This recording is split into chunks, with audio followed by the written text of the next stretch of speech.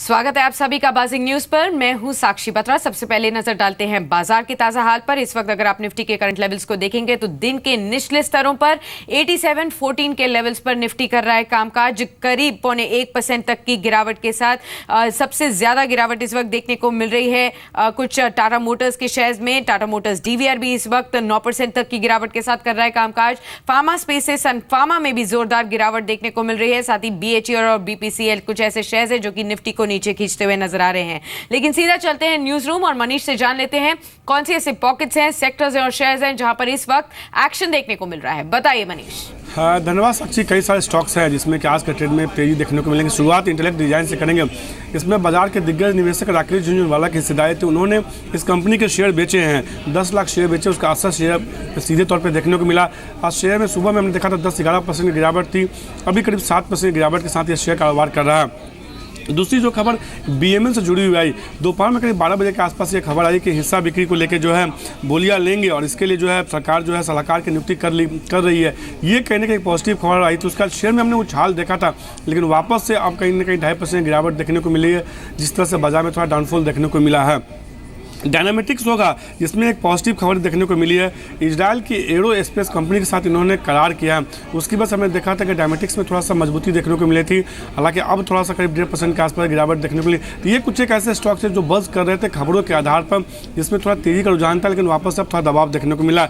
लेकिन कुछ एक ऐसे स्टॉक्स देखिए जिसमें नतीजों का असर देखने को मिला, क्योंकि हम देख रहे हैं कई सारी कंपनियों के नतीजे बेहतर आ रहे हैं, उन शेयर में तेजी देखने को मिला। इसमें सिंप्लेक्स प्रोजेक्ट होगा, शेयर में 20% का अपर सर्किट लगता हुआ दिखा, बेहतर नतीजों का असर देखने को मिला। इसके अलावा मधुकौन प्रोजेक्ट, बीवी मेड लैब्स, जेएमटी ऑटो और त्रिवेणी इंटरप्राइजेज जैसे स्टॉक्स हैं जहां पे एक अच्छी मजबूती देखने को मिली नतीजों के बाद। जेएमटी ऑटो भी एक शेयर है जिसमें कि नतीजों का असर पॉजिटिव देखने को मिला और गिरते हुए बाजार में तमाम शेयर बेहतर परफॉर्म कर रहे हैं।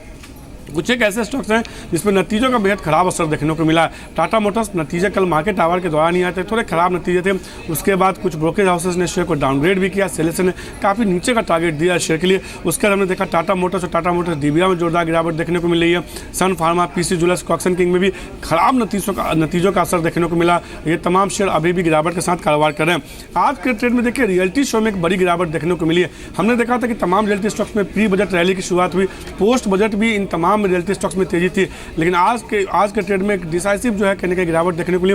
डीएलएफ से जुड़ी कुछ नेगेटिव खबरें तो उसका भी असर देखने को मिला, करीब 6% की गिरावट वहां देखने को मिली। इसके अलावा एसडीआई, इंडाबुसियल, गोदरेज प्रॉपर्टी जैसे स्टॉक्स है जो आज के ट्रेड में अंडर परफॉर्म कर रहे हैं।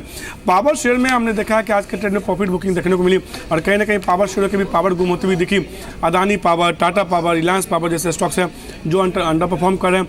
एनटीपीसी और टोरेंट पावर में भी आज के ट्रेड में थोड़ा दबाव देखने को मिला। मेटल स्टॉक देखिए बीते 2-3 दिनों से लगातार अंडर परफॉर्म कर रहे हैं। कल के ट्रेड में हमने देखा था मेटल स्टॉक में दबाव देखने को मिला था, आज ये गिरावट फिर से कंटिन्यू होता हुआ दिखा।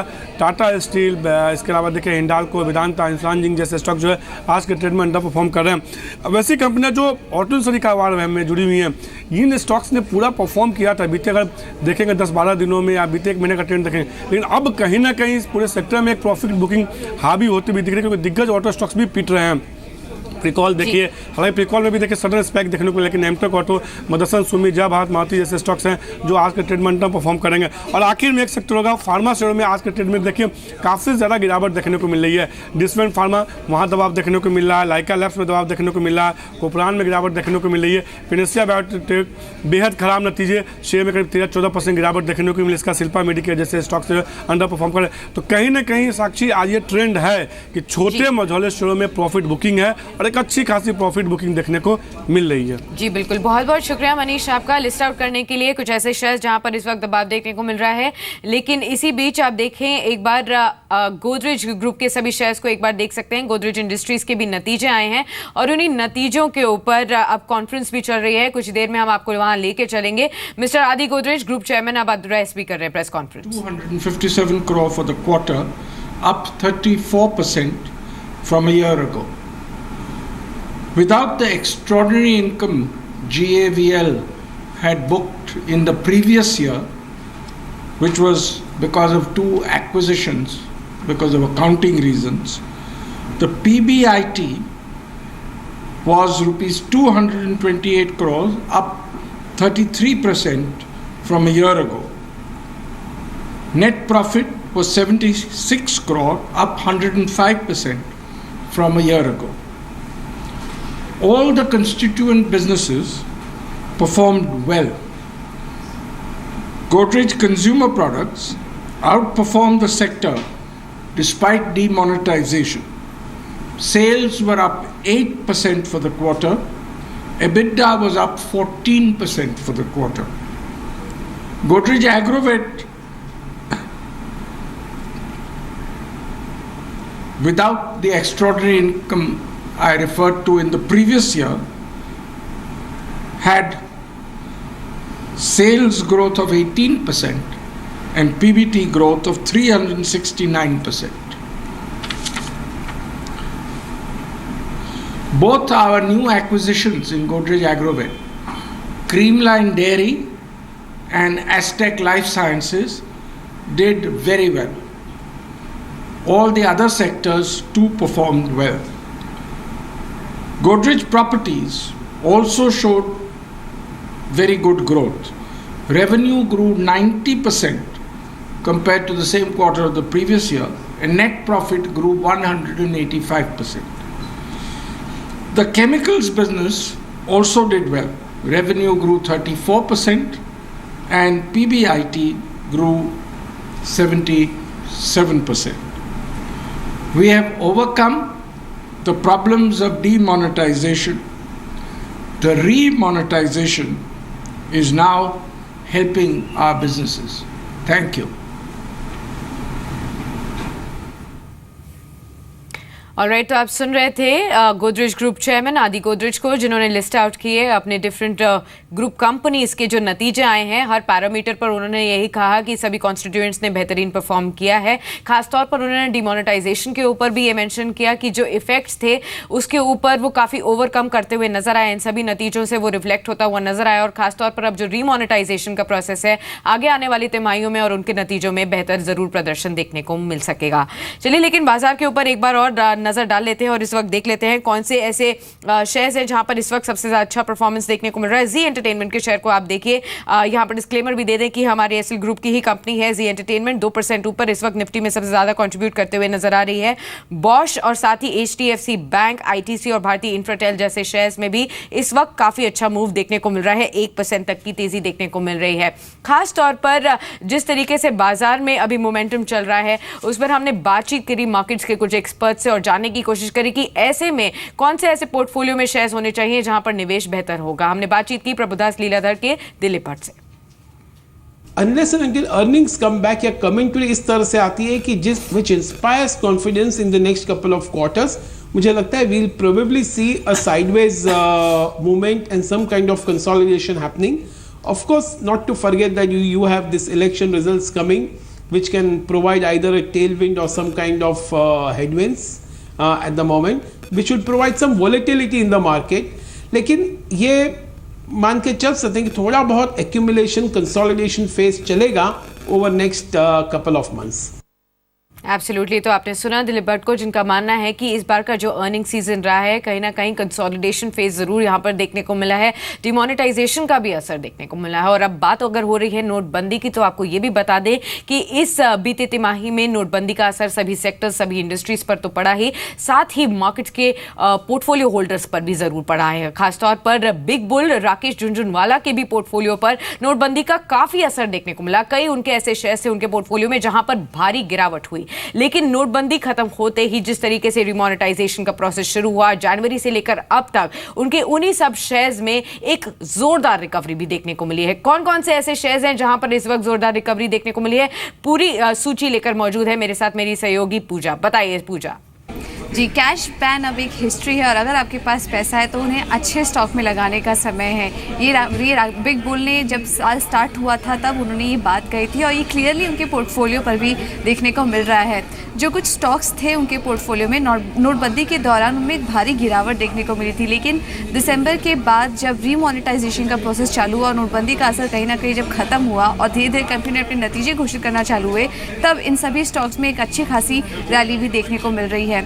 मिसाल के तौर पर टाइटन, नोटबंदी में करीब 13% की गिरावट स्टॉक में देखने को मिली थी, लेकिन जनवरी से लेकर अब तक अगर बात करें तो स्टॉक 28% चल चुका है। वहीं एस्कॉर्ट्स 22% तक की गिरावट स्टॉक में थी, लेकिन अभी तक जनवरी से लेकर अभी तक 20% तक की तेज़ी भी स्टॉक ने दिखाई है। ऐसे कई नाम शामिल हैं जैसे कि एपटेक 35% की तेज़ी स्टॉक में देखने को मिल चुकी है। प्रकाश इंडस्ट्रीज़, नोटबंदी के दौरान ये स्टॉक 27% तक स्टॉक में गिरावट देखने को मिली थी, लेकिन अब उसके बाद 60% तक की तेज़ी जनवरी से लेकर अब तक देखने को मिल चुकी है। यही नहीं, ये कंपनीज फंडामेंटली भी काफ़ी अच्छी हैं। अगर इनके नतीजों की बात करें तो काफ़ी सारी कंपनीज इनमें ऐसी हैं जिनमें की टॉप लाइन में भी अच्छी ग्रोथ देखने को मिली, और इस वजह से हम देख रहे हैं कि इन सभी शेयरों में अच्छी रैली है। तो एक नोटबंदी की वजह से जहाँ पोर्टफोलियो में दबाव था, वहीं उसके खत्म होने के बाद एक अच्छी रैली देखने को मिल रही है बिग बुल के पोर्टफोलियो में। बिल्कुल, बहुत बहुत शुक्रिया पूजा आपका बताने के लिए कि बिग बुल के पोर्टफोलियो में अब किस तरीके की रिकवरी आ रही है, और जो और भी निवेशक हैं जिनके पास ये शेयर्स हैं या फिर होने चाहिए, वहां पर किस तरीके का रुझान देखने को मिल सकता है।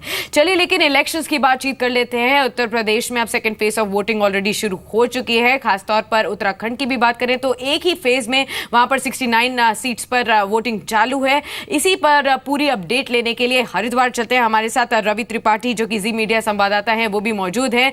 रवि, आपसे जानना चाहेंगे उत्तराखंड में इस वक्त किस तरीके का आपको माहौल नजर आ रहा है? अभी तक कितनी वोटिंग ऑलरेडी हो चुकी है? किस तरीके का ट्रेंड आपको लग रहा है? जो लोग बाहर आ रहे हैं, क्या आपको लग रहा है वो किसी एक मुद्दे को लेकर बाहर वोट करने आ रहे हैं? क्या विकास उनका मुद्दा है? क्या है पूरी अपडेट?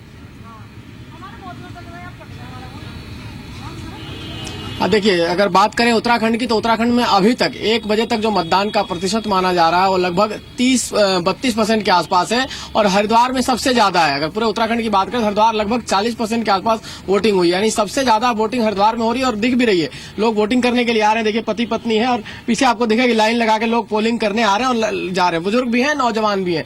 जो ट्रेंड दिख रहा है वो डेवलपमेंट का एजेंडा भी है और लोकल एजेंडा है, साथ साथ करप्शन भी एक बड़ा एजेंडा है, क्योंकि हरिद्वार में करप्शन एक बड़ा एजेंडा रहा है पिछले 2-2.5 साल में। तो उससे भी चाहिए कुछ बदलाव की लोग बात कर रहे हैं, कुछ कह रहे हैं कि नहीं हरीश रावत को एक मौका दिया जाना चाहिए। तमाम तरह की बातें हैं, लेकिन जो लोग हैं उनसे बात करेंगे। क्या किस मुद्दे पे पोलिंग कर रहे हैं आप लोग? हरिद्वार के विकास पर। विकास तो किसका? मतलब हर कोई विकास की बात करता है, विकास कौन करे? किससे उम्मीद है आप? जो लोग इस कैंपेन में खड़े हुए हैं और सब अपना मुद्दा लेकर आए हैं, तो किसी ना किसी को तो हमने चुनना ही है। पत्ते नहीं खोलते हैं लोग, बहुत समझदार होते हैं लोग। ठीक है, आपने पोलिंग किया, क्या उम्मीद रखती हैं? क्या करे आपके लिए? कोई जो आए, जो सरकार आए, क्या करे? क्या उम्मीद करती हैं? भ्रष्टाचार खत्म करे, विकास करे, स्त्रियों को विशेष सम्मान दे, उनको आरक्षण दे हर चीज में, ट्रैवल वगैरह में। आप लोगों ने भी पोलिंग किया है, क्या आप लोग क्या उम्मीद करते हैं कि कैसी सरकार बने और आपके लिए क्या करे वो सरकार? उम्मीद करते हैं बढ़िया सरकार बने और अपने हरिद्वार का सबका जो मतलब एक तो ये बिल्कुल जो भ्रष्टाचार ये खत्म हो जाए। जी बिल्कुल। चलिए, तो हमने ये देखा। रवि, बहुत बहुत शुक्रिया आपका सभी लोगों की आवाज हम तक पहुंचाने के लिए। हरिद्वार के लोगों को आप सुन रहे थे, जहां पर विकास एक बड़ा मुद्दा है, खासतौर पर करप्शन खत्म करने पर, और महिलाओं के विकास के लिए भी काफी बातचीत यहाँ पर हो रही है, जिसके लिए लोग बाहर आ रहे हैं और वोट कर रहे हैं। फिलहाल हरिद्वार में सबसे ज्यादा 1 बजे तक 40% तक की वोटिंग यहाँ पर हो चुकी है। लेकिन हरिद्वार से आगे बढ़ते हैं और चलते हैं झारखंड की ओर। आपको बता दें कि कल से झारखंड में ग्लोबल इन्वेस्टर समिट यानी कि मोमेंटम झारखंड शुरू हो रहा है। इन्वेस्टर समिट से पहले राज्य के मुख्यमंत्री रघुवर दास से एक्सक्लूसिव बातचीत की हमारे इनपुट एडिटर राजेश सिंह ने।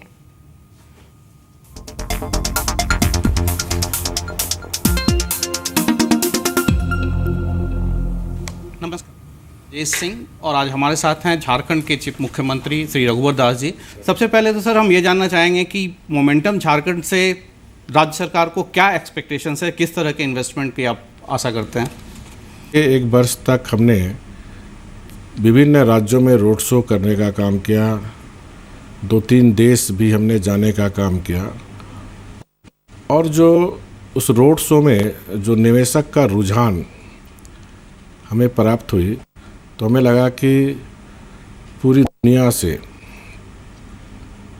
हम अपने जो निवेशक हैं उनको झारखंड की धरती में बुलाएं कि झारखंड में रहने वाले हर लोग को रोजगार मिले, स्वरोजगार मिले। इस चिंता के साथ झारखंड सरकार ग्लोबल समिट का आयोजन कर रही है। कोई इन्वेस्टर्स को नेचुरल रिसोर्सेज के अलावा भी कुछ चाहिए, जैसे उन्हें अच्छी इंफ्रास्ट्रक्चर चाहिए, स्किल्ड लेबर चाहिए, चीप लेबर चाहिए, फिर अगर लेबर सारा प्रोडक्ट बनता है तो उसके लिए मार्केट चाहिए, उसको एक्सपोर्ट करने की फैसिलिटी, इन सब सिलसिले के लिए सरकार ने क्या काम किया और आगे क्या योजनाएं हैं? तो हमारी सरकार में सरकार की नीयत और नीति दोनों साफ है, पारदर्शी है।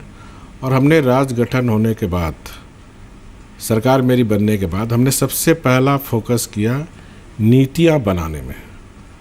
और हमने नई औद्योगिक पूंजी निवेश प्रोत्साहन नीति बनाई और करीब 10-11 प्रक्षेत्र ऐसे हैं जहां झारखंड में निवेशक निवेश कर सकते हैं, उसके लिए नीतियां बनाने में काम की।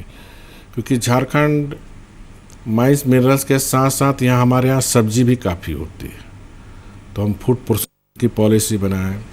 झारखंड का जो मौसम अगर आप देखें तो बेंगलोर के लगभग हमारा झारखंड का रांची का मौसम है, तो आईटी हब भी झारखंड बन सकता है। ऑटोमोबाइल सेक्टर को अगर देखें तो टाटा मोटर्स और आदित्यपुर गमरिया जो ऑटोमोबाइल्स का एक बड़ा क्षेत्र है, तो इस राज्य में ऑटोमोबाइल हब की भी बनने की संभावना है। और इसलिए ऑटोमोबाइल हमने पॉलिसी भी बनाई।